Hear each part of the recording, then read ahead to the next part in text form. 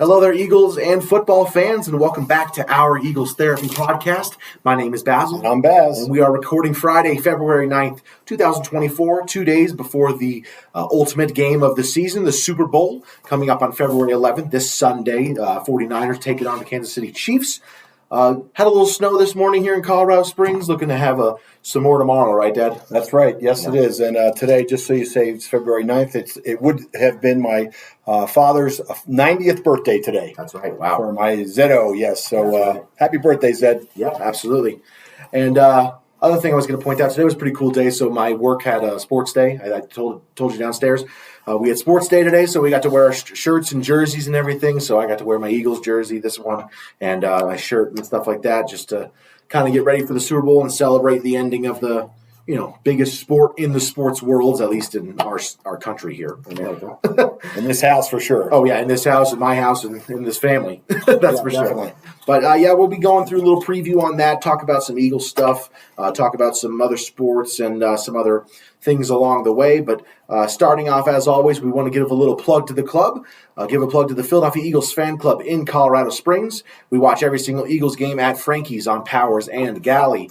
I don't think we're going to be doing a Super Bowl thing. There was a few things thrown around, but I really haven't heard anything the last few days. Yeah. So I think we're on our own here this weekend. Nothing was solidified, and I don't think anyone really wants to come together to watch this game. This is not going to be. It's not going to be really fun. This Sunday's not going to be a fun day. It's going to be pretty terrible.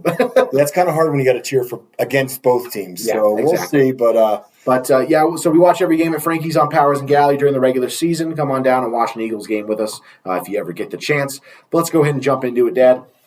Like I said, Chiefs represent the AFC, surprisingly. The Niners representing the NFC, non-surprisingly. Kind of tale of two seasons for these two teams, Yeah, for sure. I mean, we had, this year KC didn't look that good there. Mid-year, I guess they kind of looked like they weren't going to make it this year. And of course, the Niners had that. I think it was a 3-game losing streak at one point.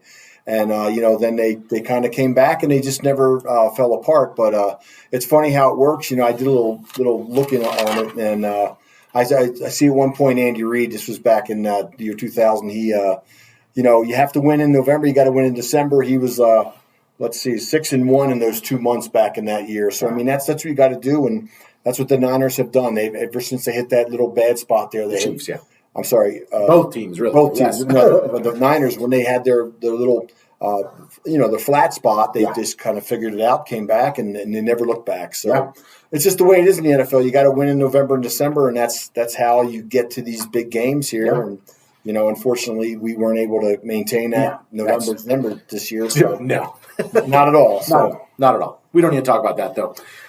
Going into this game, Niners still have They still have the spread in the favorite at a 1.5-point favorite. Kind of surprising, but also not really that surprising. It's hard for me to ever sit here and, now really confirmed it. I probably never will place a bet against Patrick Mahomes ever. No, I don't think I ever can. I was surprised that the Niners were the actual 1.5-point favorites as well. Yeah. In my opinion, it just you can never bet against Mahomes, especially in the big games. Yeah. It's a similar situation to last year's Super Bowl. I know I'm going to throw the Eagles in there, but, our team, if you want to get down and gritty to the details, our team it seemed like a better team than the Chiefs last year. Paper, yes. On paper, and really on performance-wise of the season, we had just been so much more dominant. Yes. And that's just like this one. The Niners, they have been the most dominant team in the NFL this year. They dominated everyone except one team. And then the Ravens and the Chiefs, they struggled all season with drops, with underperforming players, same as last year. They had Kelsey as always, but they had a lot of underperforming players who came up big in the big game. And yes, especially their defensive backs. That was the big thing. This year, they've got the running back, and they're still weak in the wide receiver world, but some of them have stepped up and played better this year. Anybody can do anything in this game. Well, you got Kelsey. He's going to go for 110 yards, and the tough yards, the first downs. Yeah, it's going to be tough. It's going to be a tough game. I think. I think it's going to be a tough game for both. I don't see a blowout happening on either side. I don't see anything like that. But do you have any prediction of score for us or anything? Or I believe the Chiefs are going to win the game.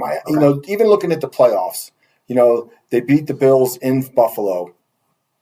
Pretty handily. I guess at the end it was a close, but it was a high-scoring game. Yeah. But in the last game, the AFC Championship game, I thought they destroyed Baltimore. Yeah, the score didn't show that Baltimore. game very much. And if you were watching the Niners games in the last two, Detroit, we're up 24-3. Yeah, should have won the game. They made some bad mistakes. They let them back in the game.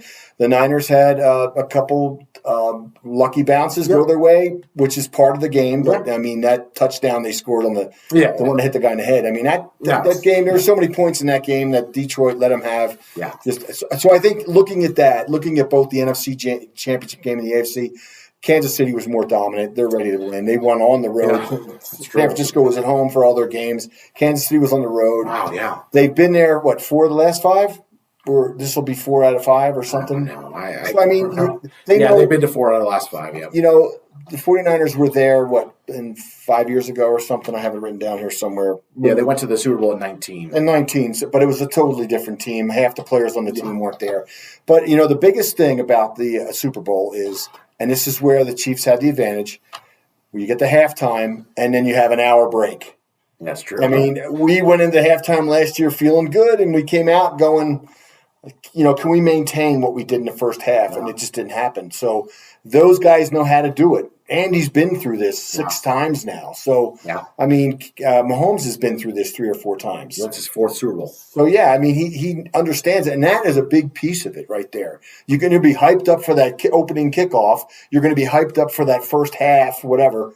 But then you got that big letdown in the halftime, and depending on what happens, the 40-minute rest with that halftime show. It's too much, yeah. It's too much, and it makes it a tough.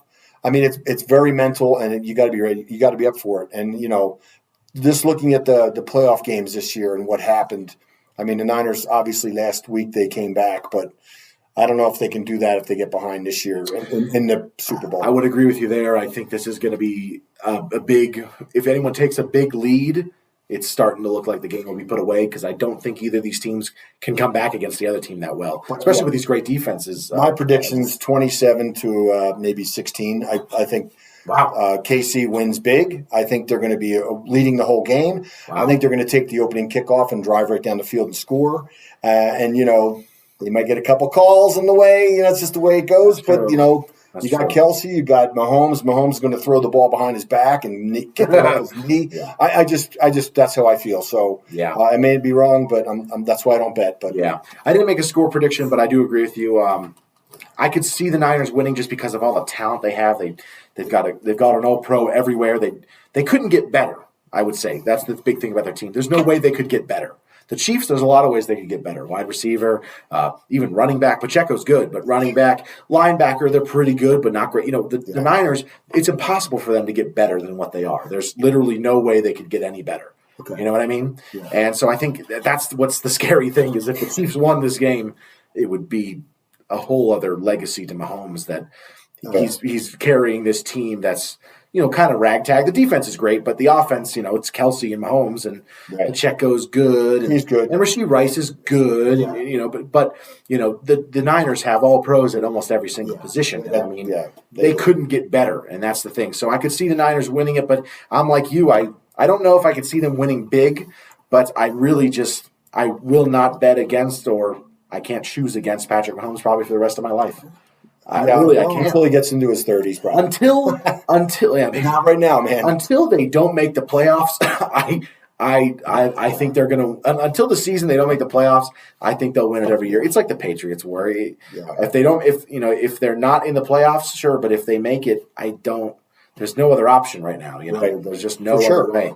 That's how I feel about that. So I don't have a score prediction, but give me one anyway. Oh, sorry. Okay. I think it's going to be higher scoring. I think it's going to be 30-27 Chiefs.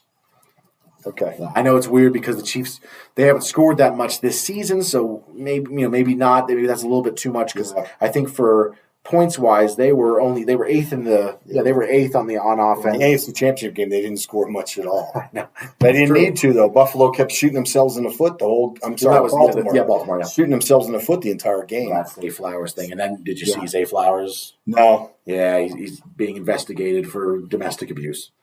Yeah. Yikes. I don't want to get too much into that, but it's just, come on, dude. Like this, God. So I'll go 30-27 Chiefs. Okay. I just got to wrote it down just in case. I had a new thing I wanted to do there. Go ahead. Talk a little bit about some bets. Not the bets that I'm going to be placing, which I actually will talk about in just a second, but some of the odds on like what you would take and everything like that in this game. Are they the over-unders and stuff like that? Right. I'm going to shoot out like a bunch of different over-under situations, and I want to see what you would think, or what you would take if you were like yardage for Kelsey, stuff like that. Yes. McCaffrey's correct. rushing. Let's go passing yards first. Over-under Patrick Mahomes 262.5. I say over. Okay, I agree with you there. I would take that. Brock Purdy over/under 246.5. Way under. Really? Okay, under. Passing touchdowns, Mahomes over 1.5. Over or under? Say over. Yeah, he'll throw 2. Maybe 2. I can't imagine he doesn't throw 2. Same with Brock Purdy, 1.5 over/under. I'm going to say under. Really? Because they run the ball. Well, once McCaffrey gets in within the 10-yard line, and then it's an automatic. Rushing yards, McCaffrey over/under 89.5. Under. Okay, wow. Yeah. Pacheco over/under 67.5. Under. Okay, gotcha. Not a big rushing game, you think? I don't think so. No, the Super Bowl's a funny game, man. It's a very methodical game. It's unless it really gets out of hand, which has happened in some Super Bowls. Yeah. Most of the time, it's a defensive struggle. That's why defenses win championships. That's just the way it is. Yeah. Travis Kelce over/under 72.5. Over. Deebo Samuel, I would take that too. Deebo Samuel over/under 58.5. I would say right around there. Let's just say over. Okay. Yep. George Kittle over/under 49.5. Boy, if he doesn't get over the 49, they're not going to get it. I was going to say, if he doesn't catch 50 yards, I don't know how. He's been kind of quiet, right? He has, but I still think he's a great player. Players on the team. But I can't believe that's such a low number. Wow, I'm surprised. It is. I can't imagine he doesn't catch at least 50. I can't imagine. Okay. Brandon Ayuk over/under 60.5. Again, they need him to get at least 60 for them to even have a chance. Yeah. I would say under. Okay, under 60.5. And then last one for you, receiving yards. Rashee Rice over/under 67.5. Under. I would take the under as well there. I'm going to say Kelsey's going to have a bunch of yards receiving. Pacheco's probably going to get hit 30 or 40 because he doesn't really get them, so they're going to use that as a surprise. Yeah. I just feel Mahomes is probably going to run for 30 or 40 yards, and that's not good either for the Niners if they let him run. Yeah. Purdy, if he ran a couple in the couple playoff games, but he's not a runner, so I don't think he's going to get much rushing there. So McCaffrey, he may surprise. He may get close to 89. Yeah. If he doesn't, I don't think they have a good chance of winning either because they need him to go for 120 to have a good chance of winning the games. Yeah. I think he would win MVP if he could do that too. Yeah. First half spread, or I'm not going to go spread. Who do you think will win the first half? I think Kansas City's going to win the first half, and I think they're going to be up pretty good in the first half. 21-3, 21-7. Funny thing about Kansas City, every Super Bowl they've been in at least, I don't know about the Super Bowl 3 or whatever, but I'm talking about in the last 4 or 5 years, they've been down in every Super Bowl. So they were losing to the Niners the first time. Right. They lost, when they lost to Tampa Bay, they were losing the whole time. They scored 21 points against Niners in that Super Bowl in the fourth quarter. That's crazy. I looked it up. I do remember that. I remember that Super Bowl. That was a crazy Super Bowl. And then against us last year, they were losing at halftime. Yeah, at halftime. Yeah. So it's funny. With Mahomes, he's been losing at the half every Super Bowl. Yeah. Isn't that funny? Well, what about the third one that you were talking about? This is his fourth one, right? Yes. So he must have. I wonder if he was down against Tampa Bay. Yeah, he was getting killed. Yeah. Well, they lost like 30. They never had a lead. They were losing 31-9. They were getting destroyed in that game. Yeah. That was a horrible Super Bowl. It was because it was so bad. Yeah, and it's funny because, again, I was cheering for Kansas City in that Super Bowl as well, only because I didn't want Tampa Bay to win with Brady, but, that's the way it goes.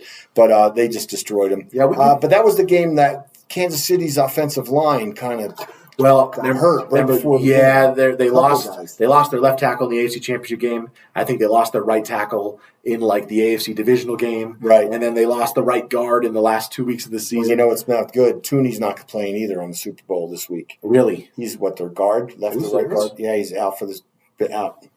Tooney, Thuney, I believe. Yeah, I didn't pull up an injury report. No, I happened to see it. He's out. Like it's already official. He's out. But so he's a left guard.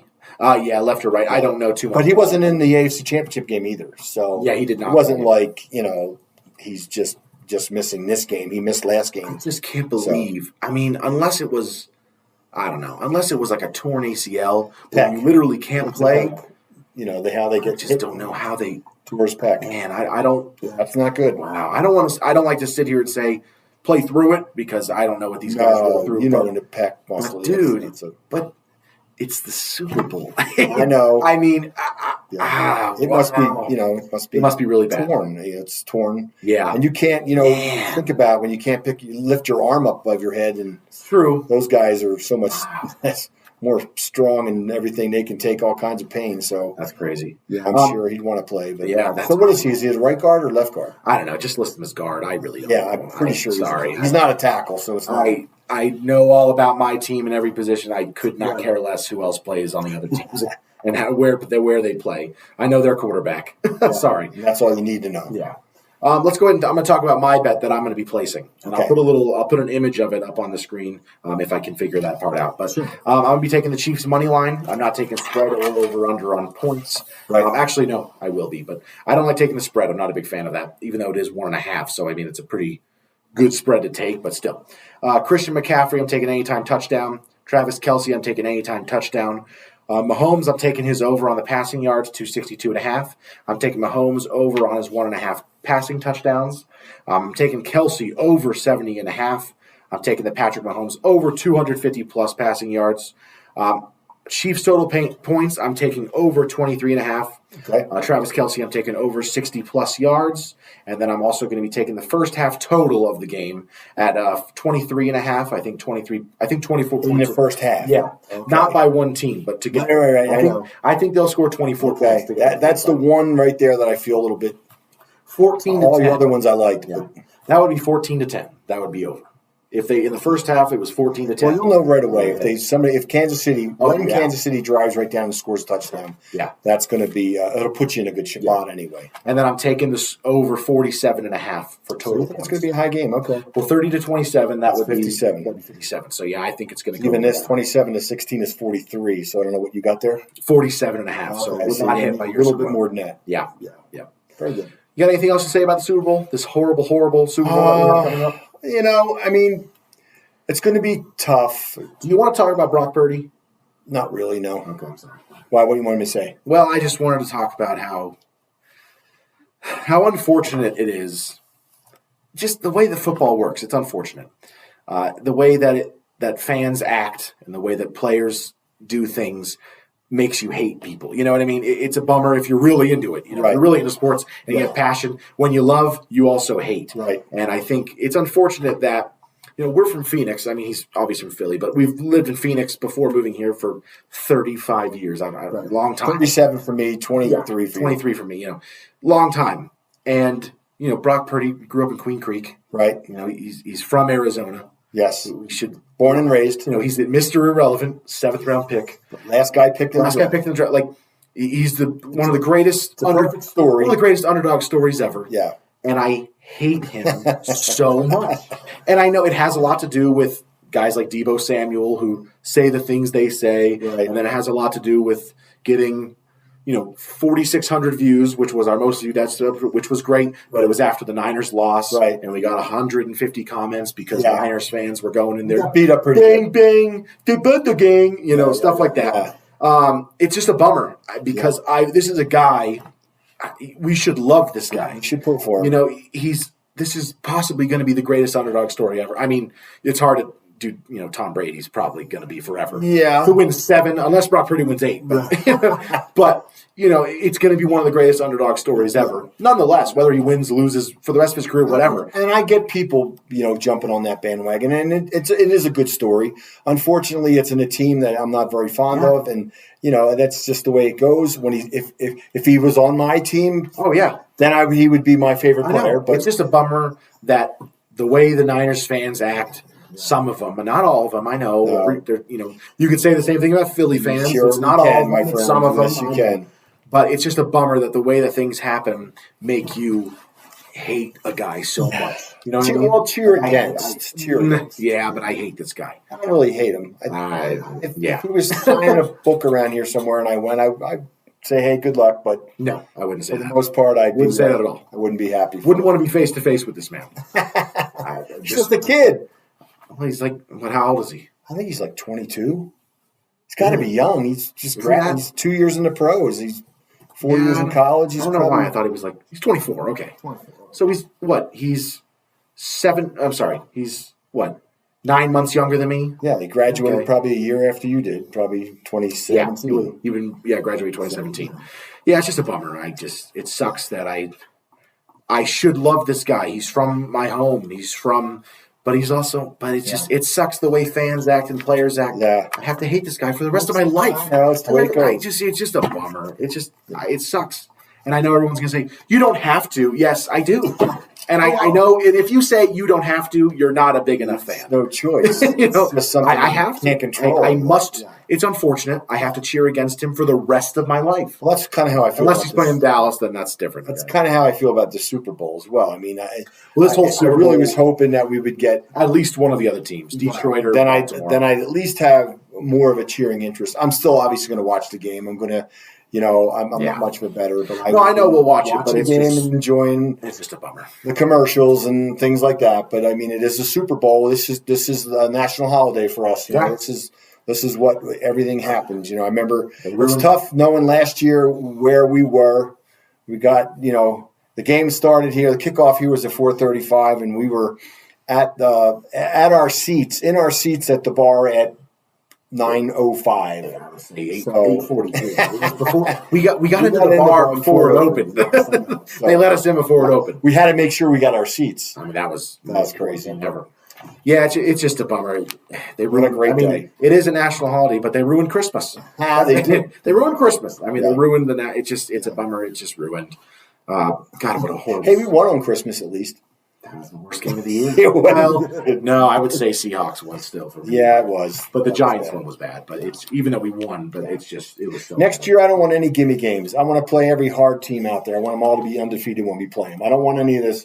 Oh, we're going to win this game by 20. Yeah, no, I don't want that. I know. That's the only time we don't win. I know. It's so true. I mean, losing to Seattle was, it's bad. It's so bad. What a horrible football season. So I got some stats on the Super Bowl. Oh, go ahead. So I've got the all-time series, Kansas City versus 49ers. Kansas City leads the series 8-7. 8 games, 8 wins to 7 losses. In the Super Bowl, Kansas City is 1-0 versus San Francisco. Yeah. The Kansas City won the last Super Bowl between these two, 31-20. Okay. And it was played on February 2nd, 2020. So it was 2-20. Oh, yeah. Kind of cool. Kansas City scored 21 points in the fourth quarter. Now, if you remember that Super Bowl, it was very tight. I was kind of on, I really was kind of pulling for San Francisco at the time only because Kansas City had looked like they were going to run a dynasty. But that's not true. You were cheering for Andy Reid. Don't lie. You were. I was, but I mean, we were not pulling. I remember at one point in the game when Mahomes threw to a wide open. I don't know who the receiver was. Sammy Watkins. My goodness, he was open by 30 yards. I remember thinking, Tyreek Hill at one point. What the heck was going on with Hills? Should have never let him go. But when he threw that pass, you're like, you guys just blew the Super Bowl, and they just went on and destroyed him there from that. So since 2006, Kansas City is 5-1 against the 49ers. So it's pretty uneven, but of course these are two different teams, so it really doesn't matter. But we like to throw that out there just so you know what's going on. But anyway, so the last time Mahomes did play, but I wonder how many players on the 49ers were playing at the time. Yeah, I did were still on the team. I did see a breakdown. There was a pretty good amount. I mean, Fred Warner was there. Okay. They had George Kittle, of course, Deebo Samuel. Right. I don't know if Brandon Ayuk was. He probably not. He was probably playing for ASU then. Probably still wide receiver. Possibly true. I'm sure he was. He's only a couple of years in. But it was Garoppolo, right? Yeah, they had Garoppolo. Okay, probably some of the offensive linemen. Yeah. But anyway, interesting. He was not. Yeah, he was not. He was playing for ASU still. One more thing I just wanted to say, and this is just about the Hall of Fame. We talked about our players that we like that never played for the Eagles, and I mentioned Devin Hester, and he was just elected into the Hall of Fame this past week. So that was kind of cool. The other note I have is Eric Allen did not get voted in. Horrible. And you say I think he only has 2 more years of eligibility before you go into that closet where they might pick you out someday. So that's kind of a bummer. We were kind of hoping for it. I think there was a little bit of a push for Eric Allen this year, and I heard a little bit of play. And I still think he could get into the Hall of Fame. He's got 46 interceptions or something like that. A lot of interceptions. So he's probably on a top 30 interceptor in the NFL history books. So he was a great player for us, great player for the Raiders. So 54 interceptions. Jeez, that's even better. 54 interceptions. It's got to put him in the top 20. I mean, because the top guy's like 70-something, 76, I think. Paul Corral? Maybe, yeah. Sure. I don't want to get into it. It's so bad. So bad he's not up there. But, yeah, that's the one thing I wanted to bring up about the Hall of Fame, which was, it's always a good thing. But, it's kind of cool that Hester got in. I forget some of the other players you had talked about, Julius Peppers. Yeah. Some of these other great players that were picked in. So, yeah. It was kind of interesting. I think there was one older gentleman that was put in there, too, from the old days. Yeah. I forget that. Oh, I know Andre Johnson was put in. Okay, wide receiver. He was amazing. He was. Other than that, I didn't really pay too much attention because I saw Eric Allen's name wasn't on it. Yeah. I can't. It's not. It's all fake. I can't do it. Well, I mean, there's that's a national voted on. It's a shame. Yeah. That's the problem with it, though. If you're a guy that you're watching the Kansas City Chiefs every week, you're not seeing some of these other players. And well, that's the other thing that's hard about the Hall of Fame. The further you get away from your time of playing, the less likely you'll ever get in because the voters become younger and they don't know who Eric Allen is. Right. Even I'm an Eagles fan and I didn't see him play. He didn't see him play. Exactly. I couldn't really say he should be in, but if you look at his numbers, who else is supposed to be in above him? It's the same with me when they talk about some of the amazing Eagles that played in the 40s and 50s and 60s. I didn't get to see any of them play. Yeah. And then, the problem with that is as they get 30 or 40 years ago, you're like, oh, that's back when football only had 6 teams or 8 teams, where they really, would they have really played. It's kind of a shame, but a player like Eric Allen now, he's been out of the league probably almost 25, 30 years. So, but he was an amazing player for us, and it's just a shame. Yeah. But, we got some more guys going in, I think, in the next 5 or so many years. So we'll see what happens. So. I mean, we have a first ballot in Jason Kelsey, at least. Oh, for sure. Yeah.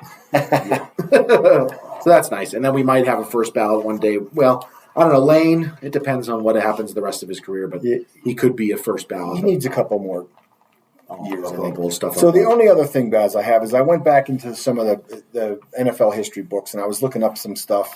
I don't know why I stumbled across this. I was looking up the 1945 NFL championship game. Okay. And it was the Cleveland Rams and the Washington Redskins. Okay. And the only thing that caught my eye is the final score was the Cleveland Rams beat the Washington Redskins at the time, 15-14.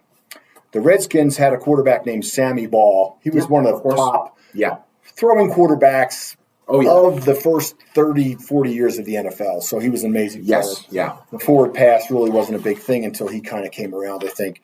Anyway, in the 1945 NFL championship, the Redskins were like on their 2-yard line. And this was in the first quarter, early in the game. Sammy Ball dropped back, threw a pass, but it hit the goalpost. Oh, my gosh. It hit the goalpost and bounced into the end zone. And back then, the goalpost was on the goal line. And not in the back. It wasn't 10 yards back. Yeah. So he threw a pass. I don't know how he threw a pass that bad, but threw a pass and hit the goalpost. It bounced into the end zone. And in those days, that was considered a safety. Yeah. Well, if you look at the score, 15-14, I went, how'd they win 15-14? So they lost 15-14 because the Rams, Cleveland Rams, got 2 points on it, and they ended up winning 15-14. 2 of those points being the deciding points, if you will. Yeah. Although that happened to the, but I thought that they did change the rule after that, and of course, the Cleveland Rams. In 1945, after that season, they moved to L.A. Yeah. So they were out, and then the Browns came, I think, a year later. So, but anyways, just something I thought was interesting that you throw a pass and it would hit the goalpost and bounce. It didn't even nobody caught it. Nobody downed it. hit the ground, and it was an automatic safety, and that's how they ended up losing. The Rams won, but the Redskins lost the NFL championship game. Yeah, because of that. Wow, part of that. That's so funny. Anyway, who lost the championship game? So the Rams won. But the Redskins were the ones that threw the pass. They lost because of the safety. It was 2 points, and they ended up losing 15-14. So there was a time. So that's just man, it blows my mind. The history of football is just as cool as it is and interesting as it is. Some of it's so what? Like it tells you is the Rams scored 2 touchdowns. Yeah. But then missed an extra point because you couldn't go for 2 back in those days. But the Redskins scored 2 touchdowns and got 2 extra points to get 14 points. You know what I mean? So the Rams got 2 touchdowns, or did they kick 2 field goals? No. 3 field goals. I don't know. It's very possible they scored a touchdown and then kicked 2 field goals. It's possible. I didn't get that far into it. I just was. But it wasn't. The pass that hit the goalpost to me was very, very interesting. Yeah, I have it here. It was touchdowns and a missed extra point. Yeah, it's crazy. Yeah, it's crazy. Jeez, and it was a 44-yard pass. They could throw the ball that far back then? Oh my gosh. Yeah.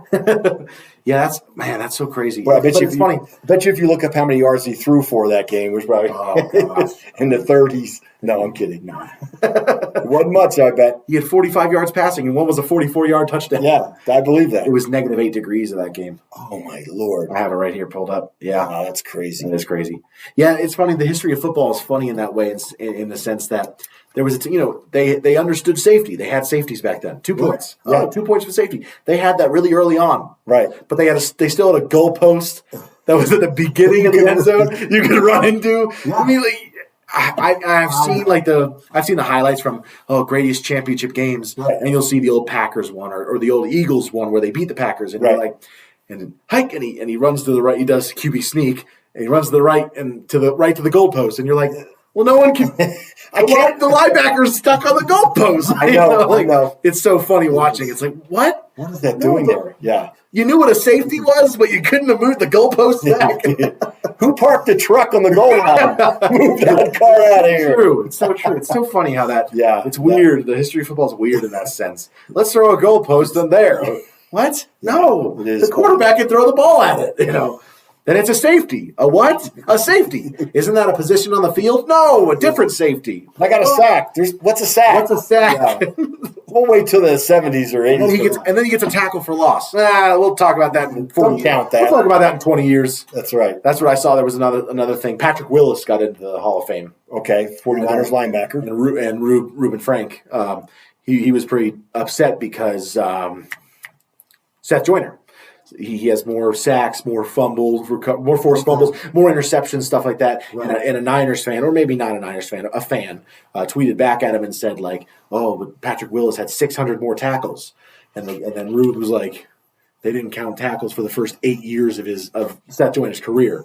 And then it was it broken down. He was like, did you really think that Seth Joyner averaged 13 tackles a year? Oh, really? Because he only had 137 tackles based off of counted tackles.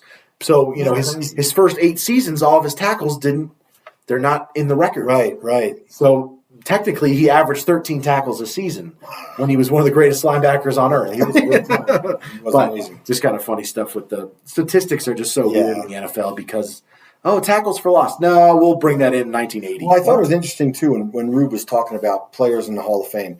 I think Dave as well. But they were saying that, I don't look for that 20-year career. I look for that prime if he was great or the best at one point in his first 5 years. If in 5 years he was the best in the league for 5 years in his position, not for he'll 15. be a Hall of Famer. Yeah. And I agree with that to a point. There's levels to it. Tom Brady is a different exception because for 25 years he was one of or the best all the time. That's a different one. But, I don't know. You could make the argument for a lot of guys. Gronk, at one point in his career, he was the best tight end. But he doesn't have the longevity of a Travis Kelce. You know what I mean? Stuff like that. It's kind of hard. Now, Travis Kelce, he's also been the best for 7 years. So, when you get to certain positions like running backs who really don't have a short shelf life type thing, LaDainian Tomlinson, for 3 or 4 years, even Clinton Portis, even the running back for the Broncos in the day. Terrell Davis. Yeah, he had really only 3, 4, maybe two phenomenal years. Yeah. And, and that's where you kind of go, man, but he's only had two great years. But, I mean, that's the way it really should be. I mean, and I think impact you I think what they compared was Frank Gore and Terrell Davis. Because Frank Gore, he's got a Hall of Fame career. Yeah. And it's 18 seasons. But whereas Terrell Davis, it's shorter, but he was the best in the game. Right. Whereas Frank Gore, he was never number one. He was top 10 at times, but he was never no knock on him. No knock on him was when he didn't come to Philly when we wanted him back. The only knock on him was he was a Niner. But all right, get past that. Let's talk about some Eagles stuff. Okay. Just some quick stuff. Brian Johnson, our old offensive coordinator, he's going to be the quarterbacks coach for the Commanders, so he's staying in the NFC East. We hired a linebackers coach, DJ Elliott, out of Temple. He was Temple's defensive coordinator and linebackers coach last year, and he's had some linebackers coaching spots with FSU, Colorado, and Kansas, so he's been around. He's been a coach since he was a graduate assistant in 1999. So he's been around a lot as a linebackers coach, mostly outside linebackers coach, and he played at Wyoming. Wyoming was where he started his career. Defense his whole career. That's good. Yeah, so he's had a lot of experience, so that's good. Not a lot of experience in the NFL. This is his first time in the NFL. Now we just need to get him some linebackers. Right, I know. And then just a little fun thing. Jalen Hurts, Jason Kelsey, and Brandon Graham. I don't know if you saw, they all were on Abbott Elementary. Oh, no, I did not. Really show you. I know we haven't – I've watched the first season of Abbott, and I never kind of kept on going, but it's hilarious. Yeah. But, yeah, they had Jalen Hurts, Jason Kelsey, and Brandon Graham. They all were on it. They had like a Zoom call. It's hilarious. I saw the scene, and it was really funny. I did see the Eagles rug show. That was great. That was hilarious.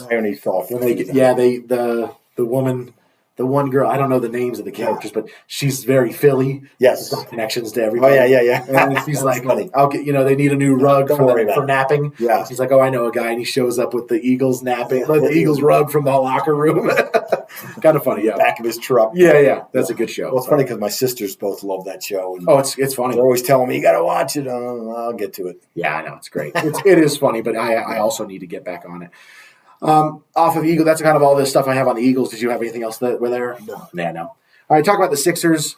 Just a quick little snippet. They did a lot of the trade deadline, a lot of stuff that we weren't very happy about as Sixers fans. I know you're not a big follower, but a lot of trades and a lot of changes, and not happy about it, really. It's kind of rough. We did get some pretty good players. We got Buddy Hield from Indiana. He's had a pretty good season. He's a really good young player. And then Cam Payne, if you remember him, he played for the Suns back when they went to the finals that one year. Okay. He was really good for them. Pretty good three-point shooters, the both of them, so that's going to be good. But we'll see how things go.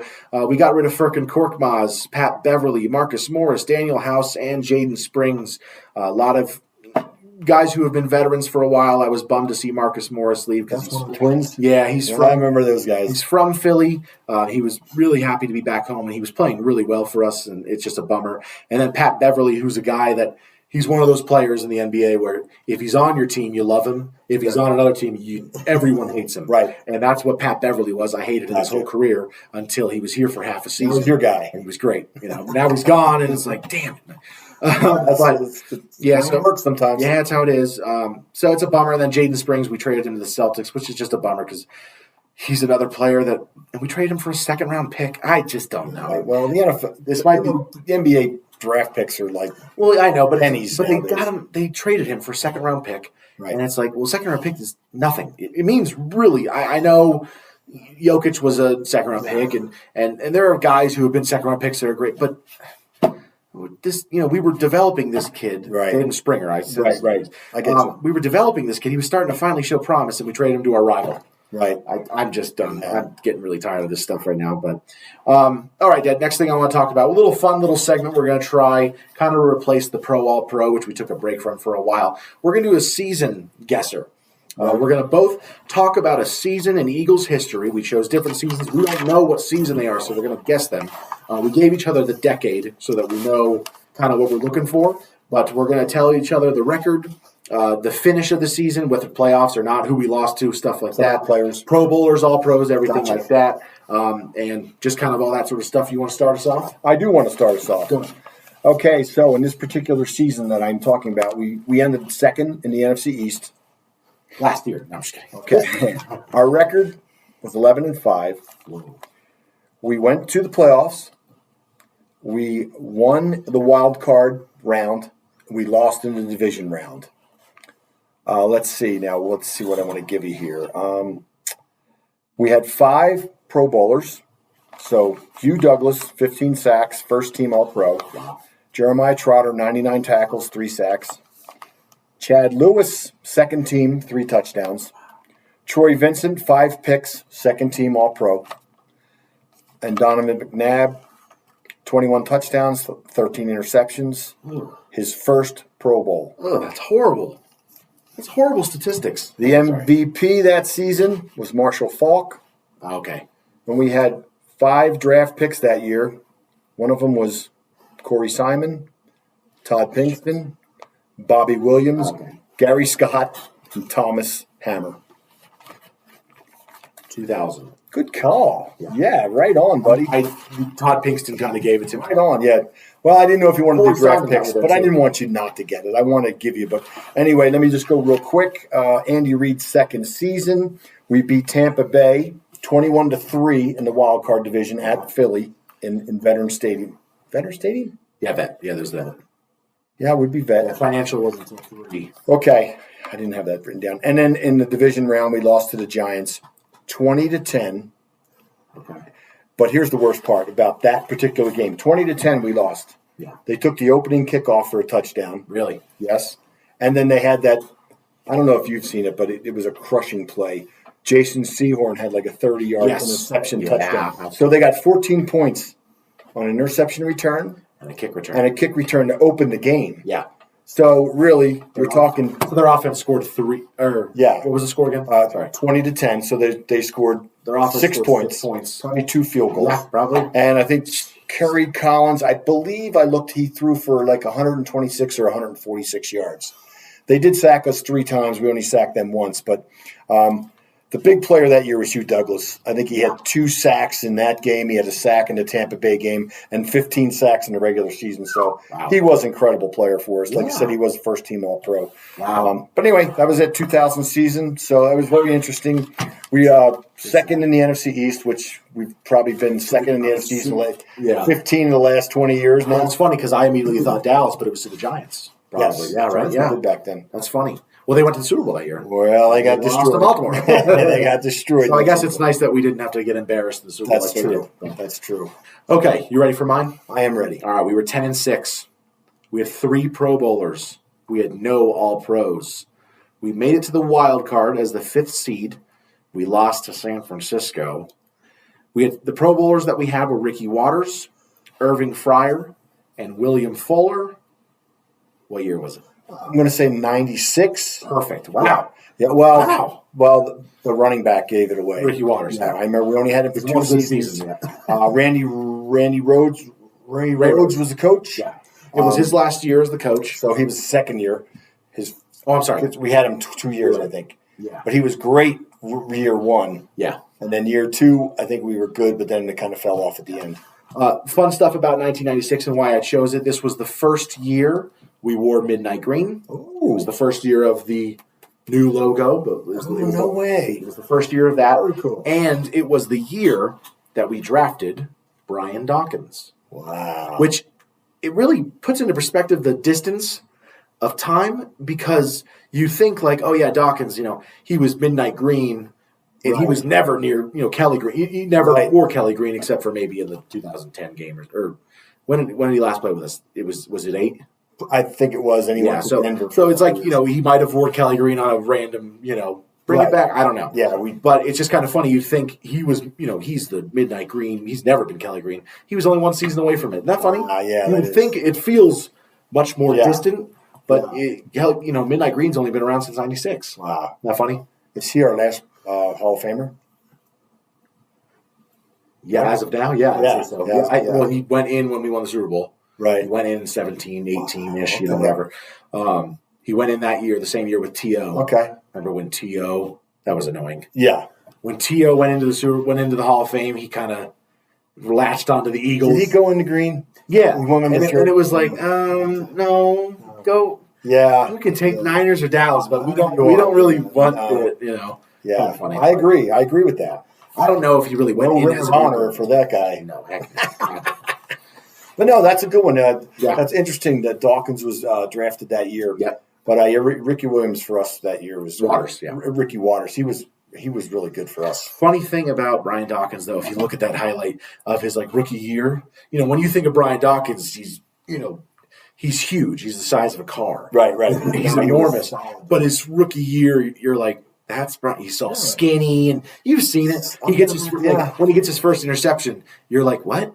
Yeah, That's Brian. He's all skinny and scrawny, and that's funny. You're like, what? And then the next year, he put on 60 pounds in weight. Well, the cool thing about him is he had a fake punt for a touchdown and an interception in the same game. No, it was like they called it the quadruple game. I don't remember what they called it, but yeah, he had a pick, he had a forced fumble, he had a pick, a sack, a fumble recovery, and a touchdown, receiving running touchdown. And it's so funny because I've been watching him since probably '83. Seriously, probably since '85. I didn't miss a game when I moved to Phoenix and started watching him every week. Yeah. But it's amazing to go. Well, geez, I don't really remember him that punt return. I mean, punt. I don't remember that. Yeah. And I go back and I look at the highlights again. I'm like, well, I remember watching that game, but I don't remember that particular play for whatever reason. I don't know why, but all right, we got to go to bed. I'm tired. I got to work tomorrow, so let's get to this. Dad, what's your 5 favorite movies? 5 favorite movies. Well, the first is The Godfather, of course. I would say probably I've got probably Dance with Wolves is one of my top 5. I know you're not a big fan. I was talking to Mom downstairs.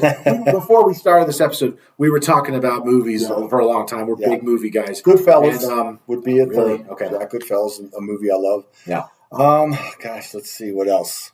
I would say probably Galaxy Quest. Okay. It's one of mine. And Groundhog Day. Okay. Big fan. And then I'm going to give you my honorable mention, and that's going to be Andy Samberg. Palm Springs. Yeah, that was a good one. That movie. Good one. Okay. My 5, I'm going to skip Star Wars because it's too easy. Okay. I would have all 12 Star Wars movies on it. So I'm just going to go without Star Wars. You all know that's number 1. I'm throwing Godfather in there. Scott Pilgrim versus the World. Good one. Hateful Eight. That was great. I love that movie. Forever for you to watch that. I know, it's funny, right? I fell asleep the first time. Yeah. Couldn't believe it. I've always loved No Country for Old Men. I don't know if I can throw that in my top 5, but I'm going to for intensive time purposes. And then I would say Hacksaw Ridge in there as well. We'll talk about that. That's Fargo. Oh, man. Okay. Well, let's get out of here. All right. You can follow us on Facebook, Instagram, or Twitter. If you like our Eagles Therapy podcast, do us a favor. Rate and subscribe wherever you get your podcast. If you're watching on YouTube, please like and subscribe below. Let us know your favorite movies. Let us know your favorite Eagles players. Let us know your non-favorite Eagles players. Let us know your Super Bowl predictions. We want to hear it all. You can email us any questions at oureaglestherapy@gmail.com. But other than that, from all of us here at Our Eagles Therapy Podcast, I'm Basil. And I'm Baz. Go Birds. Fly, Eagles, fly.